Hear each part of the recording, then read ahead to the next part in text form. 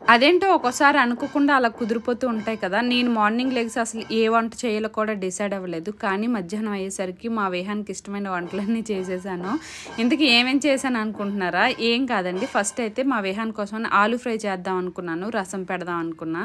కానీ మా విహాన్‌కి ఇలా గీ వేసి రోస్ట్ చేసిన పప్పుతో ముద్దపప్పు చేస్తే చాలా ఇష్టం. అందుకోసం వాడి కోసం మళ్ళీ పప్పు చేశాను. ఒకవైపేమో ఆలు ఫ్రై కూడా చేస్తున్నాననమాట.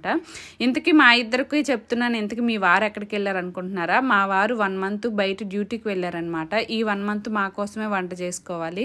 ఇలా ఒక్కరి కోసమే వంట చేసుకోవాలంటే బద్ధకంగా ఉంటది. కానీ చిన్నపిల్లలు ఉన్నప్పుడు వాళ్ళకి ఇష్టమైన వండక తప్పదు. ఇంక అందుకోసమని ఈరోజు అన్నీ మా విహాన్‌కి ఇష్టమైనవే చేశాను. ఇంకా వాడికి ఇష్టమైన ముద్దపప్పు, ఆలు ఫ్రై కూడా అయిపోయింది కదా! ఇంక ఇప్పుడు వాడి కోసం అయితే స్వీట్ కార్న్ కూడా ఉడకబెట్టేశాను. ఎందుకంటే స్కూల్‌కెళ్ళే ముందే చెప్పేసి ఎళ్ళాడు. అమ్మ నా కోసం స్వీట్ కార్న్ చేయమ్మా స్కూల్ నుంచి వచ్చేసరికంటే ఇంక స్వీట్ కార్న్ కూడా చేసేసాననమాట. మొత్తానికైతే ఇలా అన్ని రకాల వంటలు చేసి వాడికి ఇష్టంగా పెట్టేశాను.